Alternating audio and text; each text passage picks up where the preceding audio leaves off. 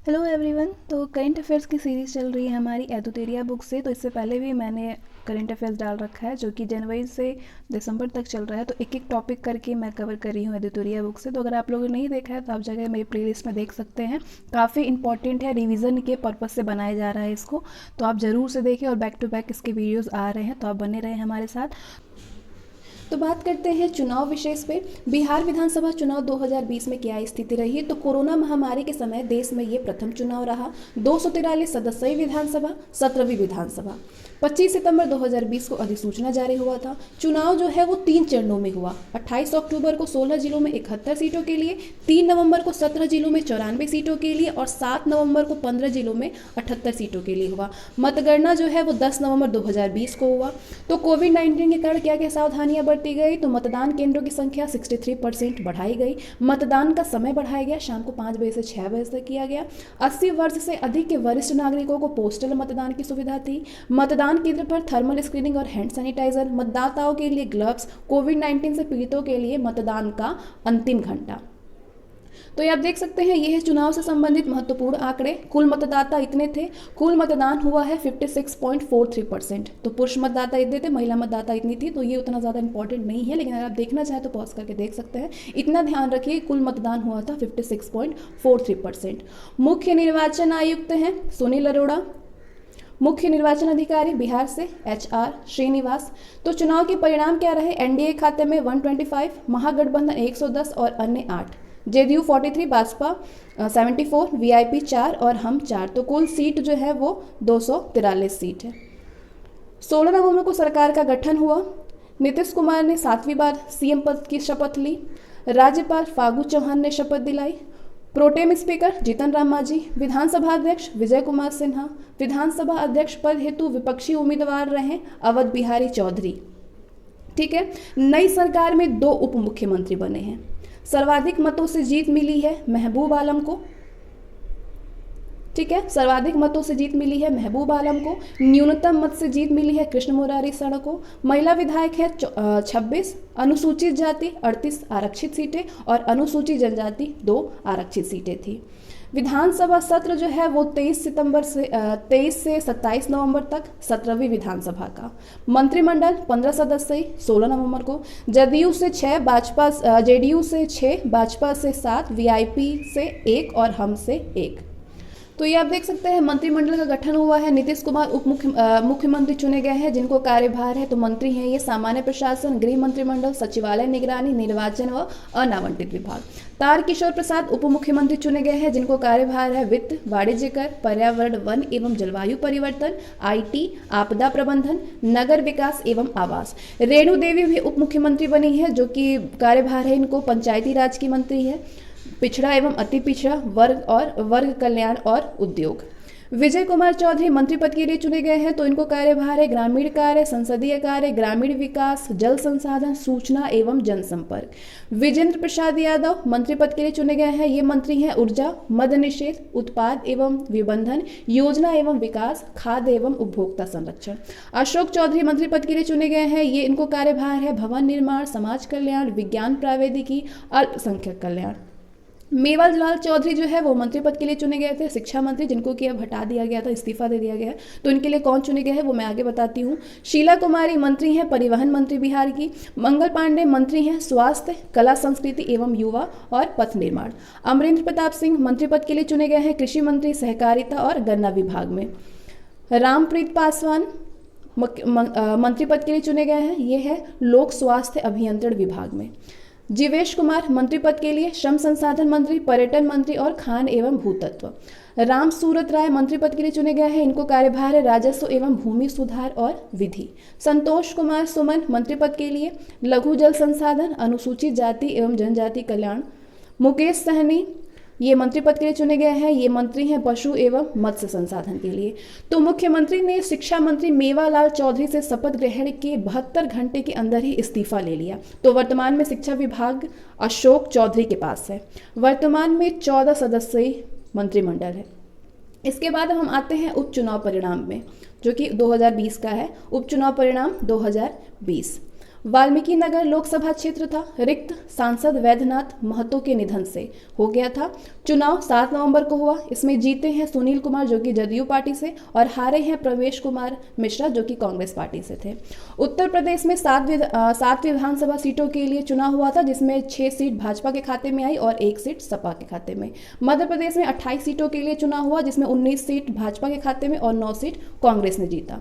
मणिपुर में 5 विधानसभा सीट के लिए चुनाव हुआ था, जिसमें 4 सीटें भाजपा को मिली और 1 सीट निर्दलीय पार्टी को मिली। छत्तीसगढ़ में 1 विधानसभा सीट के लिए हुआ, जिसमें कांग्रेस विजयी रही। हरियाणा में 1 विधानसभा सीट के लिए चुनाव हुआ, जिसमें कांग्रेस विजयी रही। झारखंड में 2 विधानसभा सीटों के लिए चुनाव हुआ, जिसमें 1 कांग्रेस के खाते में और 1 जेएमएम को मिला। कर्नाटक में 2 विधानसभा सीटों के लिए चुनाव हुआ, जिसमें भाजपा विजयी रही 2 सीटों से। तो कुल 11 राज्यों में 61 विधानसभा क्षेत्रों में नवंबर 2020 में उपचुनाव हुआ। तो बिहार विधानसभा चुनाव के बाद अब हम बात करते हैं अमेरिकी राष्ट्रपति चुनाव जो कि 2020 में हुआ। तो अब अमेरिका के राष्ट्रपति हैं जो बाइडेन, ये राष्ट्रपति पद के लिए चुने गए हैं। जो बाइडेन डेमोक्रेटिक पार्टी के उम्मीदवार थे। रिपब्लिकन पार्टी के उम्मीदवार वर्तमान राष्ट्रपति डोनाल्ड ट्रंप जो कि पराजित हो गए हैं। जो बाइडेन को 306 इलेक्टोरल वोट मिले। जीत के लिए 270 मत पाने में नाकाम डोनाल्ड ट्रंप को 232 इलेक्टोरल मत मिले हैं। उपराष्ट्रपति पद के लिए डेमोक्रेटिक उम्मीदवार कमला हैरिस थी जो कि विजयी हो गई हैं। कमला हैरिस अमेरिका की प्रथम अश्वेत महिला उपराष्ट्रपति है। उपराष्ट्रपति पद के लिए माइक पेंस थे जो कि हार गए हैं। माइक पेंस हारे हैं। कमला हैरिस भारतीय अफ्रीकी मूल की हैं। उनकी मां कमला हैरिस की मां श्यामला गोपालन का जन्म भारत के तमिलनाडु राज्य में हुआ था। श्यामला 1960 में अमेरिका चली गई थी, जहां पे 1964 में कमला हैरिस का जन्म हुआ। कमला हैरिस के पिता का नाम डोनाल्ड जे हैरिस है। कमला हैरिस की आत्मकथा the truth we hold an American journey है। अमेरिका में 20 जनवरी को राष्ट्रपति का शपथ ग्रहण होता है। रिपब्लिकन पार्टी का चुनाव चिन्ह है हाथी और डेमोक्रेटिक पार्टी का चुनाव चिन्ह है गधा। तो इसके बाद हम बात करते हैं नवीनतम पर्यावरण एवं पारिस्थितिकी, एक टॉपिक करके देखेंगे। वर्ष 2020 में रामसर स्थल में शामिल भारत की महत्वपूर्ण आर्द्र भूमियाँ। तो आर्द्र भूमि संरक्षण हेतु 1971 में ईरान के रामसर में सम्मेलन हुआ और इसके समझौते 1975 से प्रभावी हुए। भारत इसमें 1982 में शामिल हुआ था। विश्व में 2400 से अधिक रामसर स्थल हैं। इन सब में भारत के 41 स्थल शामिल हैं। 2020 में भारत के कुल 14 आर्द्र भूमियों को फरवरी में 10, अक्टूबर में 2 और नवंबर में 2 रामसर स्थल में शामिल किया गया है, जिसमें भारत में अंतर्राष्ट्रीय महत्व की आर्द्र भूमि की कुल संख्या 41 हो गई है। तो ये आप देख सकते हैं, ये अक्टूबर 2020 में शामिल रामसर में है और ये नवंबर 2020 में शामिल। तो कांबर ताल बेगूसराय बिहार में अक्टूबर में, नवंबर 2020 में शामिल हुए हैं सुर सरोवर कीठम झील उत्तर प्रदेश में। आसन संरक्षण रिजर्व उत्तराखंड में है और नवंबर 2020 में शामिल हुआ है लोनार झील जो कि महाराष्ट्र में है। सबसे अधिक यूनाइटेड किंगडम के 175 स्थल इस सूची में शामिल हैं। रामसर सूची में शामिल होने वाले प्रथम स्थल ऑस्ट्रेलिया का कोबोर्ग प्रायद्वीप था। भारत का सबसे बड़ा आर्द्रभूमि स्थल है सुंदरवन वेटलैंड जो कि पश्चिम बंगाल में है। भारत का सबसे छोटा आर्द्रभूमि स्थल है रेणुका वेटलैंड जो कि हिमाचल प्रदेश में है। भारत का एकमात्र कृत्रिम आर्द्रभूमि स्थल हरिके बराज है। इसके बाद अब हम भारत वन रिपोर्ट 2020 देखेंगे जो कि 2020 में जारी हुआ था। पर्यावरण और वन मंत्री प्रकाश जावड़ेकर ने 30 दिसंबर को भारत में वन क्षेत्र की स्थिति रिपोर्ट 2019 जारी की जो कि 16वीं रिपोर्ट थी। ये रिपोर्ट भारतीय वन सर्वेक्षण यानी FSI द्वारा तैयार की गई है। इसके लिए भारतीय दूर संवेदी उपग्रह रिसोर्स सेट 2 के प्राप्त आंकड़ों का प्रयोग किया गया। FSI द्वारा 2 वर्षों के अंतराल पर वन स्थिति रिपोर्ट प्रकाशित किया जाता है। पहला वन रिपोर्ट 1987 में जारी किया गया था। तो कुछ मुख्य बिंदु हैं। देश में वनों एवं वृक्षों से आच्छादित कुल क्षेत्रफल है 24.56%। कुल भौगोलिक क्षेत्रफल का वनावरण क्षेत्र है 21.67%। कुल भौगोलिक क्षेत्रफल का वृक्षावरण क्षेत्र है 2.89%। 2017 के आंकलन की तुलना में देश के कुल वन और वृक्ष आच्छादन में वृद्धि हुई है 0.65%। वनावरण में वृद्धि हुई है 3976 किलोमीटर स्क्वायर। वृक्षावरण में वृद्धि हुई है 1212 किलोमीटर स्क्वायर। देश में कुल मैंग्रोव वन है 4975 किलोमीटर स्क्वायर और मैंग्रोव वन में वृद्धि हुई है 54 किलोमीटर स्क्वायर। वन क्षेत्र में वृद्धि वाले शीर्ष राज्य हैं कर्नाटक, आंध्र प्रदेश और केरल। सर्वाधिक वन क्षेत्र वाले राज्य हैं मध्य प्रदेश, अरुणाचल प्रदेश और छत्तीसगढ़। सर्वाधिक वनावरण प्रतिशत वाला राज्य है मिजोरम 85.41%, अरुणाचल प्रदेश 79.63% और मेघालय 76.33%। भारत में 62,466 किलोमीटर स्क्वायर आर्द्र भूमियाँ देश के 3.83% क्षेत्र में विस्तृत है। भारतीय राज्यों में गुजरात में सर्वाधिक आर्द्र भूमि है। भारत के वनों का कुल कार्बन स्टॉक लगभग 7,142.6 मिलियन टन अनुमानित है, जो कि वर्ष 2017 की तुलना में 42.6 मिलियन टन अधिक है। सर्वाधिक वनावरण प्रतिशत वाला क्षेत्र लक्षद्वीप, उससे कम मिजोरम, फिर निकोबार है। आगे हम पन्ना जैव मंडल या बायोस्फीयर रिजर्व, जो कि मध्य प्रदेश में है, वो देखेंगे। तो ये अक्टूबर में हुआ। यूनेस्को के संरक्षित जैव मंडलों के वैश्विक नेटवर्क में शामिल होने वाला पन्ना भारत का 12वां जैव मंडल रिजर्व बना है। भारत में कुल 18 जैव मंडल रिजर्व है, जिसमें से 12 जैव मंडल यूनेस्को के संरक्षित जैव मंडल के वैश्विक नेटवर्क में शामिल है। तो आगे हम बाघ गणना रिपोर्ट 2018 देखेंगे, जो कि 29 जुलाई 2019 को प्रकाशित हुई है।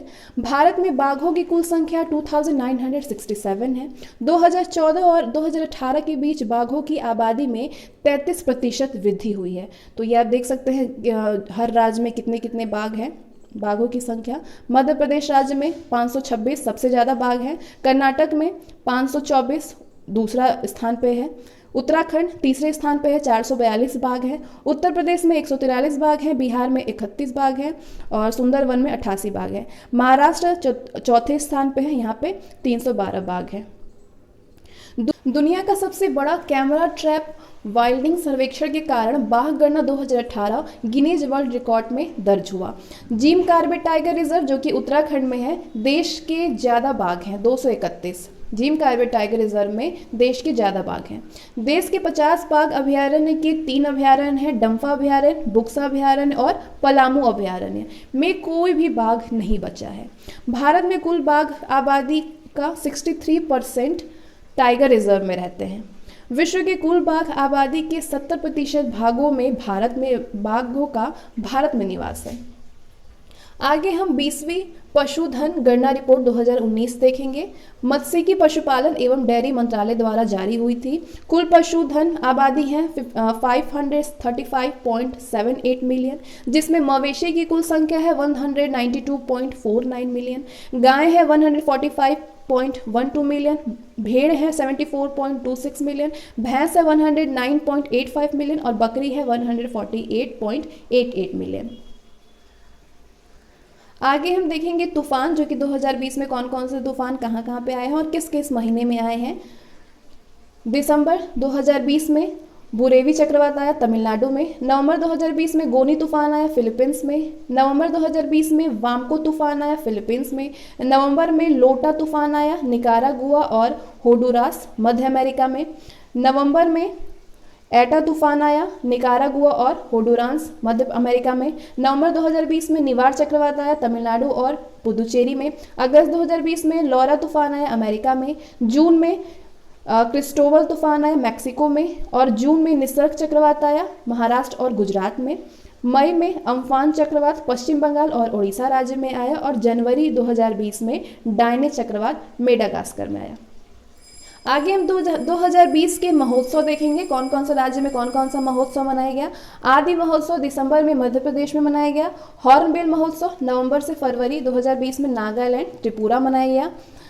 काती बिहू त्यौहार अक्टूबर में असम में मनाया गया। ड्रैगन फ्लाई फेस्टिवल अगस्त में केरल में मनाया गया।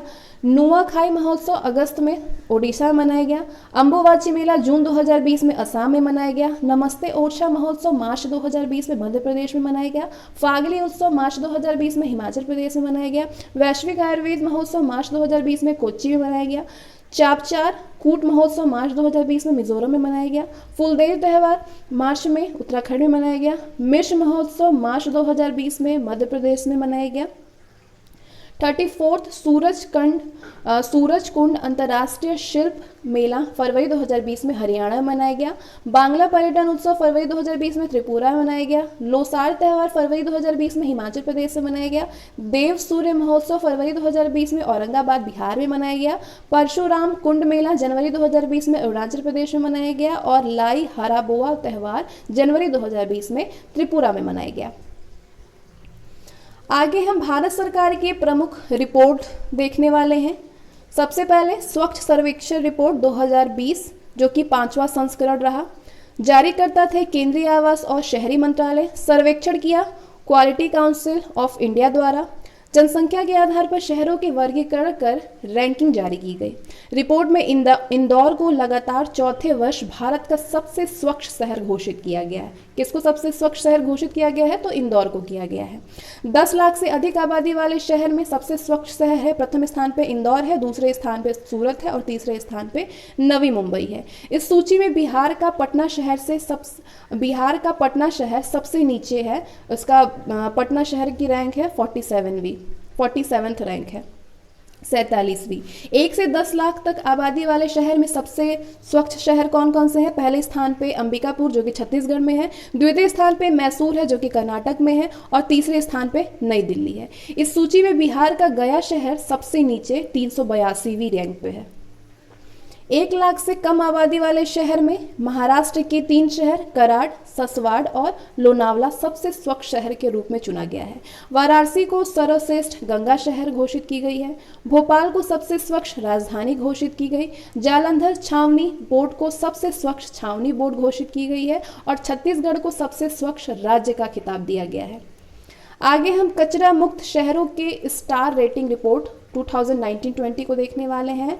तो ये जो है केंद्रीय आवास एवं शहरी मामलों के मंत्रालय द्वारा जारी की गई है। रिपोर्ट में 5 स्टार रेटिंग मात्र 6 शहरों को दिया गया है।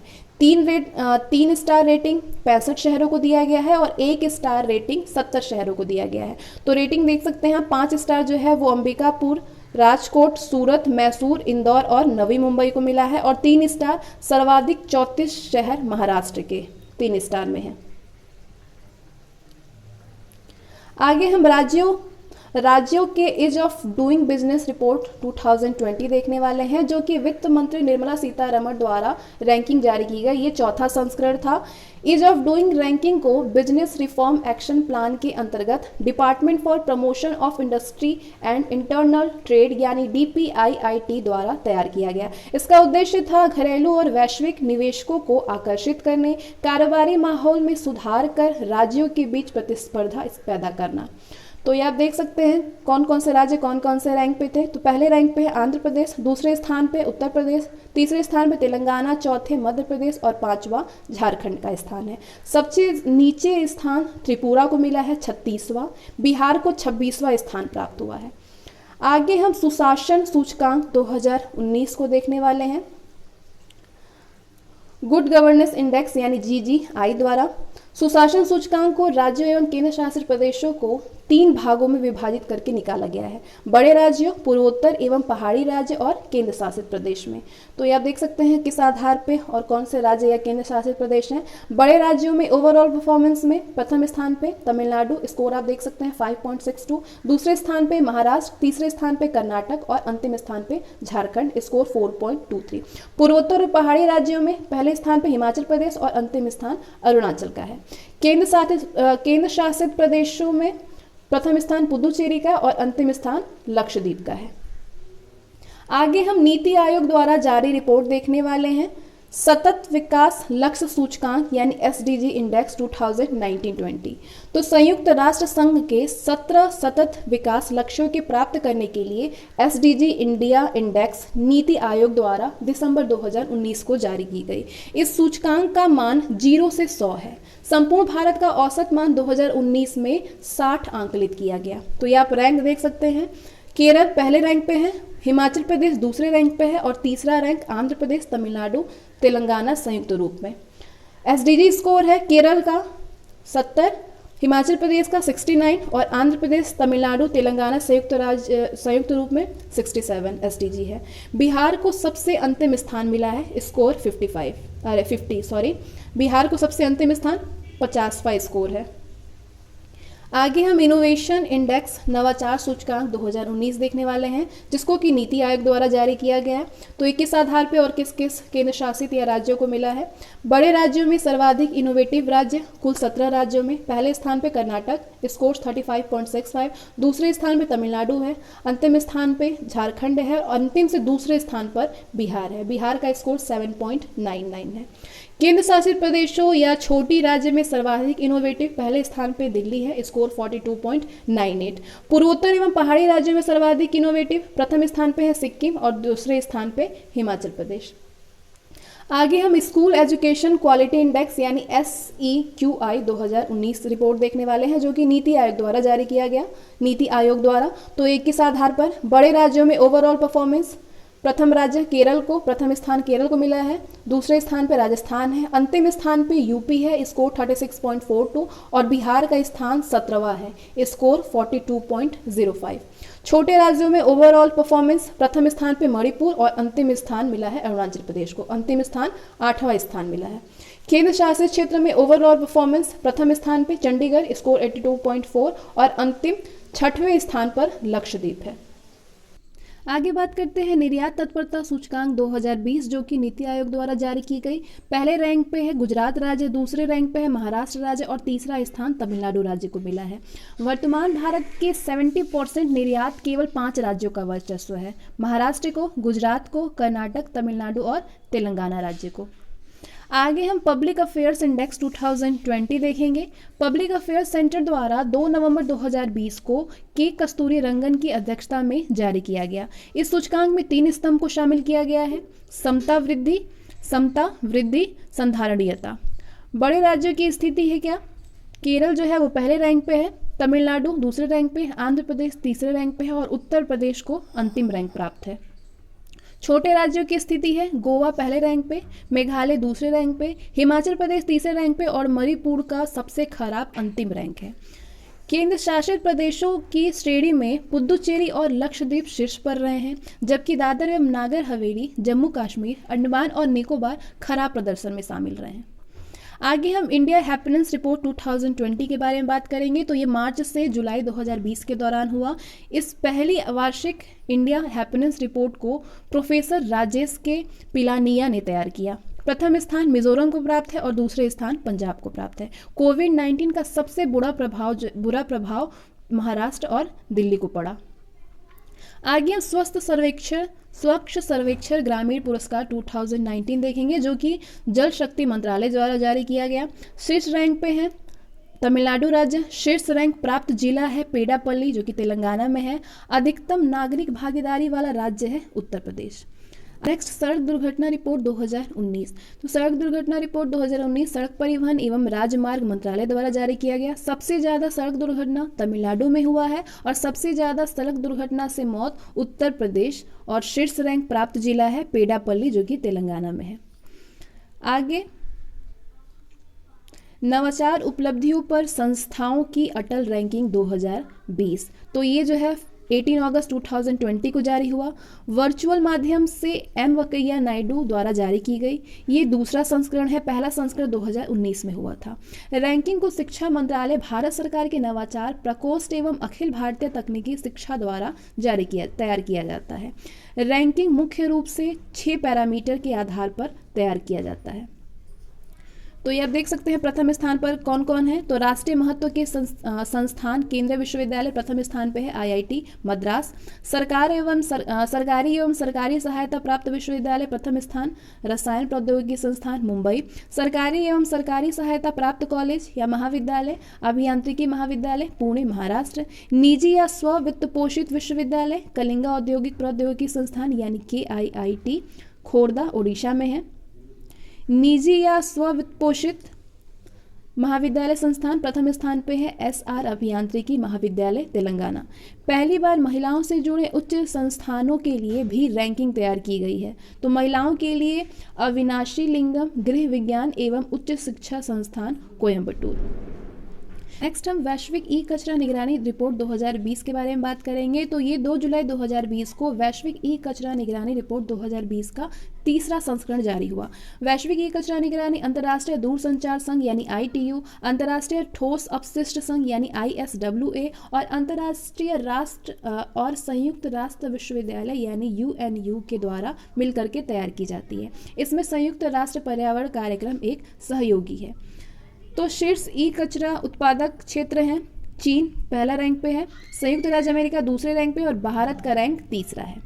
आगे हम बात करते हैं इंडियन करप्शन सर्वे 2019। तो ये जो है ट्रांसपेरेंसी इंटरनेशनल इंडिया द्वारा जारी की गई। सबसे भ्रष्ट राज्यों में प्रथम स्थान प्राप्त है राजस्थान को 78%, सबसे भ्रष्ट राज्यों में दूसरे स्थान पे बिहार है 75%, सबसे कम भ्रष्ट राज्य है अंतिम स्थान पे केरल का है, जो जहाँ पे जिसका परसेंट अगर देखें तो 10% है। आगे हम वर्ष 2020 की प्रमुख रिपोर्ट और सूचकांक को देखेंगे। तो ये आप देख सकते हैं विभिन्न रिपोर्ट सूचकांक है, जारी किया किसने है और प्रथम स्थान पे कौन है, भारत की स्थिति क्या है। तो एक एक करके हम इनको देखना शुरू करते हैं। सबसे पहले बिजली उत्पादन रिपोर्ट। तो बिजली उत्पादन रिपोर्ट अंतर्राष्ट्रीय ऊर्जा एजेंसी ने जारी किया है। चीन पहले स्थान पे है और भारत का स्थान तीसरा है। एशिया पावर इंडेक्स 2020 जारी किया है लॉव इंस्टीट्यूट सिडनी ने। अमेरिका पहले स्थान पे है और चौथा स्थान भारत का है। जलवायु जोखिम सूचकांक 2020 जर्मन वॉच ने जारी किया है। जापान पहले स्थान पे है और पांचवा स्थान भारत का है।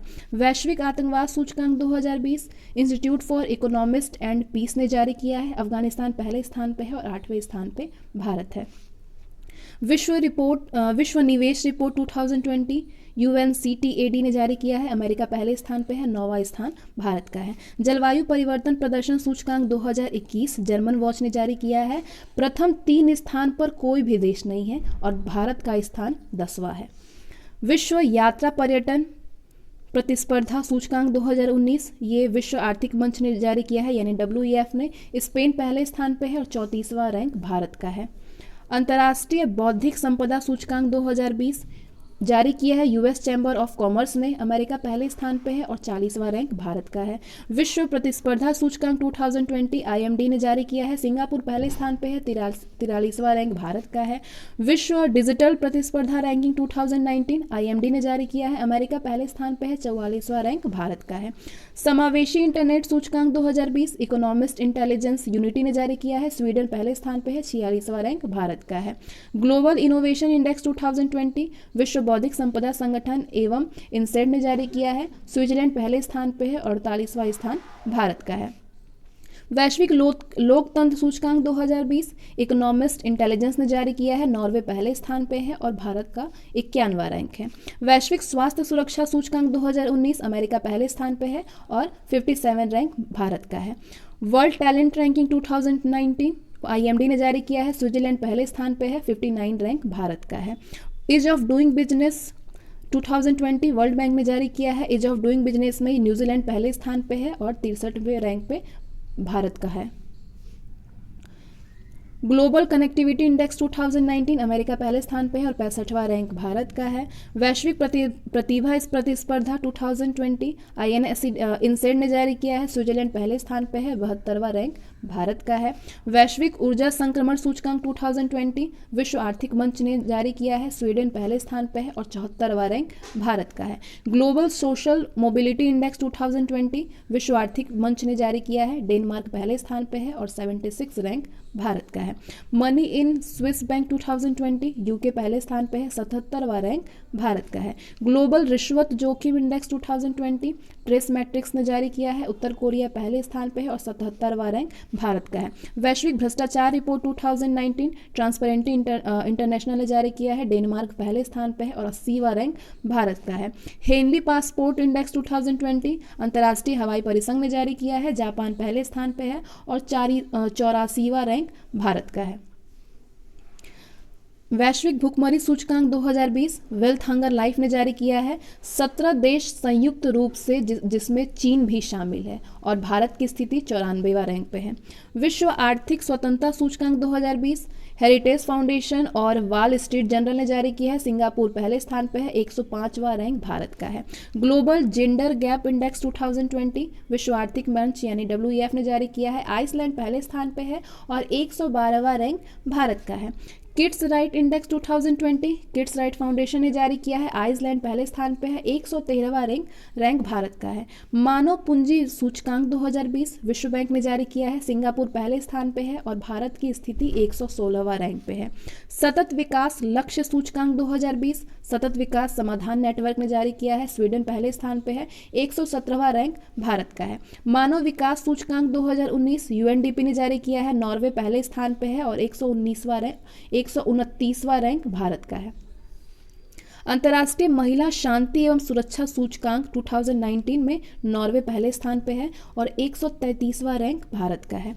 वैश्विक शांति सूचकांक 2020 institute for economics and peace ने जारी किया है। आइसलैंड पहले स्थान पे है और 139वां रैंक भारत का है। विश्व प्रेस स्वतंत्रता सूचकांक 2020 रिपोर्ट्स विदाउट बॉर्डर्स ने जारी किया है। नॉर्वे पहले स्थान पे है, 142 रैंक भारत का है। विश्व खुशहाली सूचकांक 2020 यूएनएसडीसी ने जारी किया है। फिनलैंड पहले स्थान पे है विश्व खुशहाली सूचकांक में और भारत की स्थिति 144वें पे है। पर्यावरण प्रदर्शन सूचकांक 2020 येल विश्वविद्यालय ने जारी किया है। डेनमार्क पहले स्थान पे है और 168 रैंक भारत का है। आगे हम महत्वपूर्ण दिवस एवं उनके विषय और थीम को देखने वाले हैं। तो मानवाधिकार दिवस 10 दिसंबर को मनाया गया, 10 दिसंबर 2020 को। तो इस बार इसकी थीम थी recover better stand up for human rights. विश्व मृदा दिवस 5 दिसंबर 2020 को मनाया गया। इस बार इसका थीम था keep soil alive protect soil biodiversity. विश्व एड्स दिवस 1 दिसंबर 2020 को मनाया गया। इस बार इसका थीम था ending the HIV AIDS epidemic resilience and impact. विश्व शौचालय दिवस 19 नवंबर 2020 को मनाया गया। इस बार इसका विषय था sustainable sanitation and climate change. विश्व मधुमेह दिवस 14 नवंबर 2020 को मनाया गया। इस बार इसका विषय था द नर्स एंड डायबिटीज़। विश्व निमोनिया दिवस 12 नवंबर 2020 को मनाया गया। थीम थी stop pneumonia every breath counts. विश्व सांख्यिकी दिवस 20 अक्टूबर 2020 को मनाया गया। इस बार इसका थीम था connecting the world with data with we can trust. विश्व पर्यटन दिवस 27 सितंबर 2020 को मनाया गया। इस बार इसका विषय था टूरिज्म एंड रूरल डेवलपमेंट। अंतर्राष्ट्रीय शांति दिवस 21 सितंबर 2020 को मनाया गया। इस बार इसका विषय या थीम था शेपिंग पीस टुगेदर। अंतर्राष्ट्रीय साक्षरता दिवस 8 सितंबर 2020 को मनाया गया। इस बार इसका थीम या विषय था literacy teaching and learning in the covid crisis and beyond. अंतर्राष्ट्रीय युवा दिवस 12 अगस्त 2020 को मनाया गया। इस बार इसका विषय या थीम था youth engagement for global action. विश्व हेपेटाइटिस दिवस 28 जुलाई 2020 को मनाया गया। इस बार इसका थीम था हेपेटाइटिस फ्री फ्यूचर। नेक्स्ट, राष्ट्रीय सांख्यिकी दिवस 29 जून 2020 को मनाया गया। इस बार इसका थीम या विषय था सस्टेनेबल डेवलपमेंट्स गोल 3 एंड 5। अंतर्राष्ट्रीय योग दिवस 21 जून 2020 को मनाया गया। इस बार इसका थीम था yoga with health yoga at home. विश्व शरणार्थी दिवस 20 जून 2020 को मनाया गया। इस बार इसका विषय या थीम था एवरी एक्शन काउंट्स। विश्व रक्तदान दिवस 14 जून 2020 को मनाया गया। इस बार इसका विषय या थीम था सेफ ब्लड सेव्स लाइफ्स। विश्व पर्यावरण दिवस 5 जून 2020 को मनाया गया। इस बार इसका थीम था टाइम फॉर नेचर। विश्व दुग्ध दिवस 1 जून 2020 को मनाया गया। इस बार इसका थीम था the 20th anniversary of world milk day. विश्व तंबाकू निषेध दिवस 31 मई 2020 को मनाया गया। इस बार इसका थीम था protecting youth from industry manipulating and preventing them from tobacco and nicotine use. अंतर्राष्ट्रीय जैव विविधता दिवस 22 मई 2020 को मनाया गया। इस बार इसका थीम या विषय था our solution are in nature. विश्व रेड क्रॉस दिवस 8 मई 2020 को मनाया गया। इस बार इसकी थीम थी #keep clapping for the voluntary staff and everyone responding to COVID. विश्व प्रेस स्वतंत्रता दिवस 3 मई 2020 को मनाया गया। इस बार इसका थीम था जर्नलिज्म विदाउट फियर और फेवर। पृथ्वी दिवस 22 अप्रैल 2020 को मनाया गया। इस बार इसका थीम था क्लाइमेट एक्शन। विश्व स्वास्थ्य दिवस 7 अप्रैल 2020 को मनाया गया। इस बार इसकी थीम थी सपोर्ट नर्सेज एंड मिडवाइफ्स। विश्व जल दिवस 22 मार्च 2020 को मनाया गया। इस बार इसकी थीम थी वाटर एंड क्लाइमेट चेंज। अंतर्राष्ट्रीय वन दिवस 21 मार्च 2020 को मनाया जाता है। इस बार इसकी थीम थी फॉरेस्ट एंड बायोडाइवर्सिटी। अंतर्राष्ट्रीय महिला दिवस 8 मार्च 2020 को मनाया गया। इस बार इसकी थीम थी I am generation equality realising women's rights. विश्व कैंसर दिवस 4 नवंबर 2020 को मनाया जाता है। इस बार इसकी थीम थी I M and I will. World wetlands day 2 फरवरी 2020 को मनाया गया। इस बार इसकी थीम थी आर्द्र भूमि एवं जैव विविधता।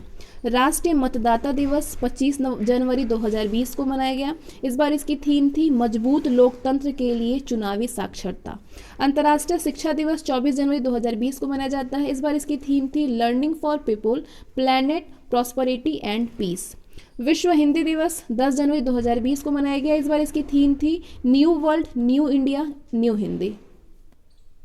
आगे हम वर्ष 2020 के प्रमुख सैन्य अभ्यास को देखने वाले हैं। तो ये सैन्य अभ्यास है 2020 का, किस देश में के बीच में हुआ था और सेना कौन सी थी और आयोजन स्थल कौन सा था।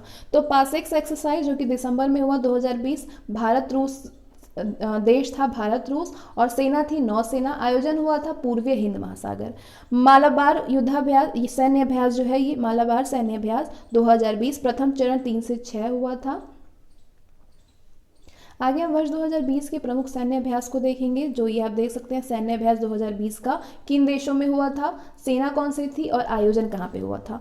तो पासेक्स एक्सरसाइज जो सैन्य अभ्यास हुआ था दिसंबर में हुआ 2020, देश था भारत रूस, सेना थी नौसेना और आयोजन हुआ था पूर्वी हिंद महासागर।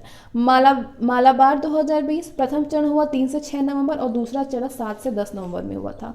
और कौन कौन से देश में, भारत, जापान, अमेरिका और ऑस्ट्रेलिया। सेना थी नौसेना। आयोजन हुआ था विशाखापट्टनम तट, बंगाल की खाड़ी, जो कि बंगाल की खाड़ी में है। सिम्बेक्स 2020 नवंबर में हुआ था और ये भारत सिंगापुर देश में। सेना थी नौसेना। ये अंडमान सागर जो कि हिंद महासागर में है वहाँ पे आयोजन हुआ था। सीट मैक्स 2020 नवंबर में हुआ था, भारत सिंगापुर थाईलैंड देश। सेना थी नौसेना। आयोजन हुआ था अंडमान सागर जो कि हिंद महासागर है। बुल स्ट्राइक नवंबर में हुआ 2020, भारत जापान देश। सेना थी भारत की तीनों सेनाओं का संयुक्त अभ्यास था। ये टेरेसा द्वीप जो कि निकोबार ग्रुप ऑफ आइलैंड में है। स्लीनेक्स 2020 अक्टूबर में हुआ था, देश है भारत श्रीलंका देश। सेना थी नौसेना और ये त्रिंकोमाली श्रीलंका में हुआ था। बोंगो सागर अक्टूबर में हुआ था, भारत बांग्लादेश के बीच में। सेना थी नौसेना और ये बंगाल की उत्तरी खाड़ी में हुआ था इसका आयोजन। इंदिरा देवी 11th हुआ था 2020 सितंबर में, भारत रूस देश के बीच। सेना थी नौसेना और इसका आयोजन हुआ था बंगाल की खाड़ी में। कावकाज 2020 सितंबर में हुआ था और देश था बहुपक्षीय देशों के बीच हुआ था। सेना थी थल सेना और इसका आयोजन हुआ था काकेशस जो कि रूस में है। जीमैक्स सितंबर 2020 में हुआ, भारत जापान के बीच में। नौसेना थी, आयोजन हुआ था उत्तरी अरब सागर। पासेक्स एक्सरसाइज जुलाई वाला 2020, पासेक्स एक्सरसाइज जुलाई 2020 में जो हुआ वो भारत अमेरिका के बीच था। सेना थी नौसेना और इसका आयोजन हुआ था पूर्वी हिंद महासागर जो कि अंडमान निकोबार द्वीप के समीप है। सारेक्स 2020 मार्च में हुआ था भारत में और भारत देश था और इसमें सेना भी थी भारतीय तटरक्षक बल और ये आयोजन हुआ था इसका वास्को जो कि गोवा में है। इंद्रधनुष 5 2020 फरवरी में, भारत ब्रिटेन के बीच। सेना थी वायुसेना और आयोजन हुआ था हिंडन एयरबेस जो कि गाजियाबाद में है। अजय वारियर 2020 फरवरी में, भारत ब्रिटेन के बीच। थल सेना थी, आयोजन हुआ था सैलीसबरी मैदान क्षेत्र जो कि ब्रिटेन में है। संप्रीति 9th 2020 फरवरी, ये भारत बांग्लादेश के बीच हुआ था। सेना थी थल सेना और ये उमरोई मेघालय में हुआ आयोजन। बिम्स्टेक आपदा प्रबंधन अभ्यास फरवरी में हुआ, ये बिम्स्टेक के सभी देशों के में हुआ था और इसमें सेना थी एनडीआरएफ की और ये आयोजन इसका हुआ था पूरी उड़ीसा में। नसीम अल बहर 2020 जनवरी में, ये अभ्यास भारत ओमान के बीच था। सेना थी नौसेना और ये इसका आयोजन मोरमुगांव तट गोवा में हुआ था। सहयोग काजिन अभ्यास 2020 जनवरी, भारत जापान के बीच। सेना थी नौसेना और इसका आयोजन चेन्नई बंदरगाह में हुआ था। पासेक्स अभ्यास का आयोजन नियमित रूप से भारतीय नौसेना द्वारा अपने मित्र देशों के नौसेनाओं के साथ किया जाता है। तो ये हमारे कंप्लीट होते हैं। इसके बाद मैं एक स्पेशल वीडियो लेकर के आऊँगी जो कि योजना से रिलेटेड होगा, वो काफ़ी ज़्यादा इंपॉर्टेंट होगा। तो उसमें काफ़ी ज़्यादा अच्छी चीज़ें हैं, तो इसलिए मैं उसको अलग से वीडियो में लेकर के आना चाहूँगी। और ये जो भी मैंने इसमें आपको करंट अफेयर जिस भी टॉपिक पे बताया वो काफ़ी इंपॉर्टेंट था, तो उसको आप ज़रूर से देखें। तो फिर मिलते हैं नेक्स्ट वीडियो में, तब तक के लिए।